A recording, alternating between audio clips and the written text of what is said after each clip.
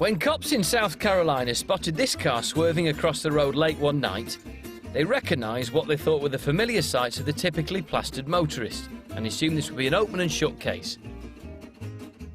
The vehicle just swerved to the right to come to a sudden stop. Good Lord, man. Look at the marks he just left. Learn from me. They're talking about skid marks there, viewers. Skid marks.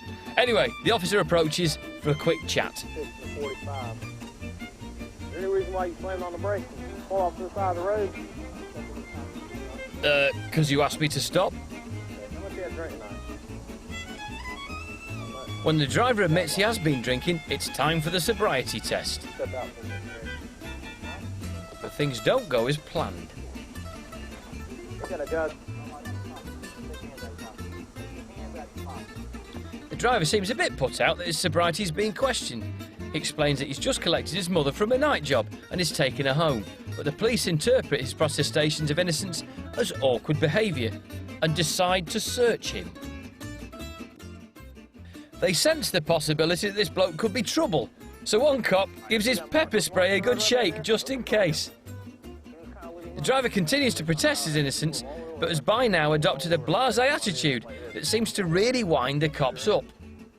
The officer now moves on to the tried and tested method for determining if someone's too drunk to drive, hoping to wipe the smug expression off this bloke's face once and for all. But he does surprisingly well, and they feel he has the audacity to call into question parts of the test. I think you told me to pivot on my right foot, but I'm asking you because I don't remember. Okay, I explained the test to you. You did explain to me, and I'm asking you. One portion of the test is, am I pivoting on the foot that is in front of me, which is my left foot, or do you want me to pivot on the foot that is behind me? Seems quite polite to me. This really winds the cops up. He's been real edgy, just real snotty with us and giving us a problem. Oh yeah, he's got a strong odor. Yeah, he looks like real trouble, yeah. And he smells. You can't say someone smells. I guess these cops didn't like the thought that someone might actually pass one of these tests. Georgia law requires you to take some preliminary tests in order to determine what your alcohol level is. If you don't take the preliminary test, then your driver's license could be taken and suspended for 1 year. All he's doing is asking a few questions about what's going on. The fact that you're displaying manifestations that you are unsafe when driving on the roadway and under the influence of some substance, whether it be alcohol, drugs, or both. So even though this bloke passes the sobriety test with flying colours, the cops decide they want to nick him anyway.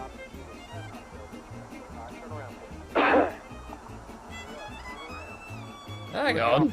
Is it just me, or do you think the police are being a tad heavy-handed there? Get on the ground. Get on the ground right now. You're going to be tased. You're going to be tased? Put your hands behind What's your going back on? right now. Get down on the ground or you're going to be tased. Stay in the car. Stay in the car. Put your hands behind It's all your a bit back. over the top, isn't Put it? your hands behind your back. Put your hands It's all getting a bit behind your Lord of the back. Flies, this. Put your hands behind your back. He's opening your feet. Put your hands behind your back. Don't move. They're That's definitely right going to there, taser right him. But even with the suspect flat on the ground and absolutely no threat at all, the cops can't resist a quick pop. Look, they've even got a song for when they're tasering someone. Stay in the car. Stay in the car. So having neutralised the threat of the completely passive driver, the cops now turn their attention to the urgent matter of his elderly mother, who they pepper spray into submission. What's going on? This is unbelievable. This is almost like a microcosm of America's foreign policy. This is phenomenal. Unbelievable. What happened? What did we just witness? Sleep well.